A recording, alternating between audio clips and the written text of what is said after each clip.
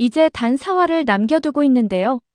11화는 이한영이 수호제에 입성하고 강신진의 완벽한 신뢰를 얻게 된 회차였습니다. 강신진의 30억 비자금을 탈취하는데도 성공했죠. 하지만 동시에 더 위험한 곳으로 들어간 것입니다.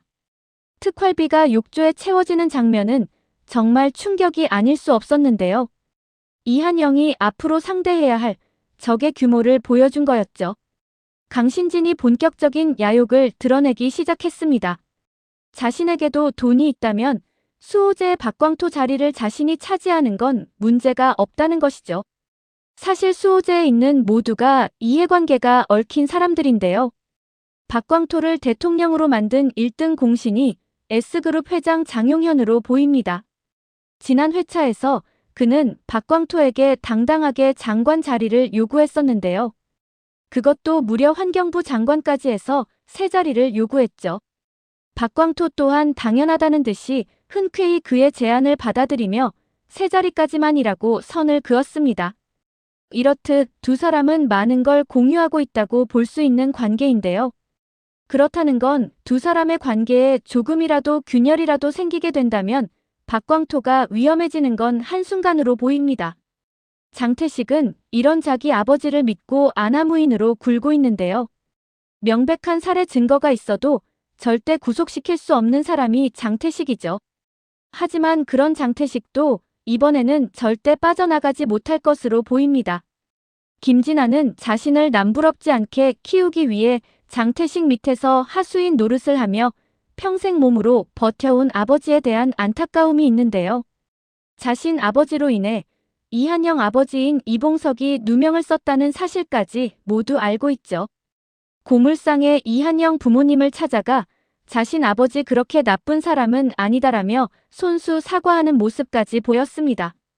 이전까지는 이한영도 부패한 판사 중 한 명이 아닐까 의심해 왔었는데요. 하지만 그가 고물상 아들이라는 걸 알게 된 순간 그동안 이한영이 왜 피해자들에게 격하게 공감했는지 이해하게 됐습니다. 그리고 이한영과 뜻을 같이 하게 됐죠. 이한영 못지않게 누구보다 장태식을 잡고 싶어하는 이가 김진아인데요. 그녀가 검사를 하는 이유 또한 장태식 때문이죠. 이런 사실을 장태식 또한 너무나 잘 알고 있는데요. 그러다 보니 11화에서는 김진아가 장태식의 타겟이 되는 것으로 보입니다. 강신진이 수호제를 치기 위해 첫 번째 타겟으로 삼은 것이 바로 장태식인데요.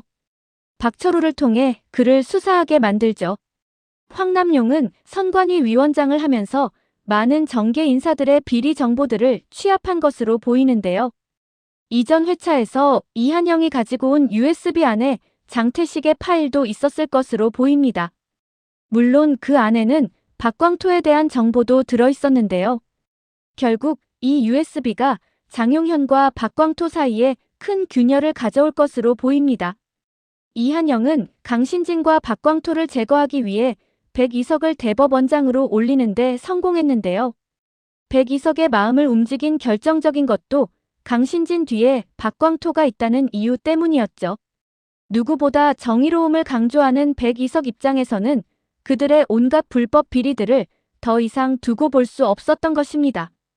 백이석은 이한영에게 기꺼이 건방진 후배의 백이 되어주겠다며 마음껏 조사를 해보라는 듯 말했죠. 백이석의 비호 아래에 이한영은 본격적으로 본진에 들어가 강신진을 칠 계획을 세웁니다. 선공개 영상에서는 강신진과 이한영이 식당에서 마주하고 있는데요. 두 사람은 각자 자신이 생각하는 정의에 대해서 이야기합니다. 강신진은 악과 선에 대해서 이야기하는데요. 악은 빠르고 선명한데 반해 선은 형식과 절차를 따진다고 말하죠. 그러다 보니 더디고 게으르고 지체된다고 말합니다. 강신진이 생각하는 정의는 악보다 빠르고 선명하고 거칠 것이 없어야 한다고 말했죠. 반면 이한영이 생각하는 정의는 다릅니다. 묻고 따져서 판단하는 것이 아니라 사람이라면 누구나 아는 공정과 상식이라고 말하죠. 강신진은 어떤 면에서는 이한영이 말하는 정의와 비슷하다고 말합니다. 하지만 한영은 강신진이 생각하는 정의는 독선이라고 말하죠. 11화에서는 곽순원이 위험에 처할 것으로 보입니다. 그는 강신진에 의해 오랜 시간 가스라이팅 당해온 킬러인데요. 장태식의 비자금이 드러나 강신진까지 위험하게 되기 때문이죠. 강신진으로서는 꼬리 자르기가 반드시 필요한 상황입니다. 강신진은 자신에게 이용 가치가 없어지거나 자신 앞길에 방해가 된다 싶으면 가차없이 내치는 캐릭터죠. 이것을 너무나 잘 알고 있는 킬러 곽순원입니다. 원작에서는 이한영과 박철우가 자신의 범행 사실을 밝혀내자 스스로 분신을 시도했습니다. 하지만 이 모든 사실을 알고 있는 이한영은 곽순원을 구해냈죠. 결국 장태식의 비자금을 보관하고 있던 정찬진도 자신이 모든 것을 뒤집었을까봐 사실을 자백했습니다. 이 과정에서 원한을 품은 장태식이 김진아를 제거하기 위해 또 다른 자객을 보냈습니다. 하지만 이 사실을 알고 달려간 박철우로 인해 김진아도 위기를 모면했죠. 11화에서는 본격적인 꼬리 자르기가 시작될 것으로 보입니다. 이들 외에 또 다른 관전 포인트는 바로 유세희와 이한영인데요. 전생에는 이한영이 뇌물을 받았다는 유세희의 거짓 증언으로 인해 이한영이 구속됐습니다. 물론 이 또한 아버지 유선철로 인해 거짓 증언을 하게 된 것이죠. 전생의 이한영은 유세희의 남편이자 해날로펌의 사위라기보다는 머슴이었습니다. 그들이 정해준 재판을 통해 그들이 원하는 결과를 제공해야 했죠. 이 사실을 너무나 잘 알고 있는 유세희인데요. 지난 회차에서 자신 집에서는 사위가 아니라 머슴이 필요한 거라며 기회를 줄 때 도망가라고 말했죠. 현생에서는 유세희가 전생과는 180도 다른 모습을 보이고 있습니다. 이한영도 단순히 유세희를 이용하는 것이 아닌데요. 진심으로 유세희가 아버지에게서 벗어나 행복을 찾기를 바라고 있죠. 이한영은 전생에 유세희의 목표가 해날로펌을 갖는 것이라는 걸 알고 있는데요. 그녀에게 로펌을 갖게 해주겠다고 말했죠. 하지만 유세희 입장에서는 말도 안 되는 얘기였습니다. 자신은 변호사 자격증도 없을 뿐더러 유진광과 유하나가 버티고 있기 때문이죠. 하지만 이한영은 원작에서 완벽하게 두 사람을 깨끗이 제거했는데요.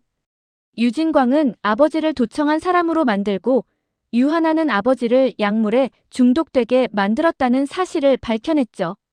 그럼에도 유선철은 마지막까지 이한영을 이용하는 걸 포기하지 않았습니다. 해날로펌에 피해를 주는 이한영을 제거하기 위해 또다시 유세희에게 그가 뇌물받는 증거를 가지고 오라고 했죠. 물론 이것을 성공하면 로펌을 유세희에게 주겠다고 말했습니다. 하지만 전생과는 다르게 유세희는 이한영과 함께하면서 세상에 대한 탐욕이 사라지고 있었습니다. 해날로펌은 이제 자신에게는 큰 의미가 없어진 것이죠. 권력을 갖기 위해 온갖 불법 비리들을 저질러온 로펌보다 사람들에게 이로운 로펌이 되길 바라고 있죠. 유세희는 고물상의 이한영 부모님을 찾아뵙는 것도 불편해하지 않았습니다. 어머님이라고 부르며 친근하게 차도 마시고 식사도 함께했죠. 신남숙은 이한영과 다정해 보이는 두 사람을 보면서 흐뭇했습니다. 아들이 단순히 돈만 보고 결혼하는 것이 아니라 정말로 자신을 아껴주는 여자를 만났다는 생각에 무엇보다 뿌듯했죠. 유세희는 이한영에게 이전에 느껴보지 못했던 행복을 느낀다고 말했습니다. 허름한 술집에서 술을 마시는 것은 유세희 인생에서는 상상도 할 수 없는 모습인데요. 하지만 이한영과 함께라면 그것도 싫지 않았죠. 한영에게 깊게 빠져든 유세희는 사랑한다며 프러포즈를 통해 거침없이 키스를 하는데요. 이렇게 두 사람은 가슴으로 사랑하게 됐죠. 유세희는 해날로펌과 아버지 유선철을 선택하는 대신 이한영을 선택했습니다. 더 이상의 부패는 있을 수 없다는 것이죠. 유세희는 해날로펌이 그동안 저질러왔던 범죄 행위들이 담긴 USB를 이한영에게 전달했는데요. 이렇게 유선철은 자신의 딸인 유세희에 의해 구치소에 가게 됐죠. 11화는 강신진의 야망이 본격적으로 드러나고 장태식이 구속되며 유세희와 이한영의 진짜 사랑을 확인하는 회차가 되지 않을까 싶습니다. 11화가 어떻게 전개될지 정말 기대됩니다. 오늘 영상은 여기까지입니다. 구독, 좋아요는 제게 큰 힘이 됩니다.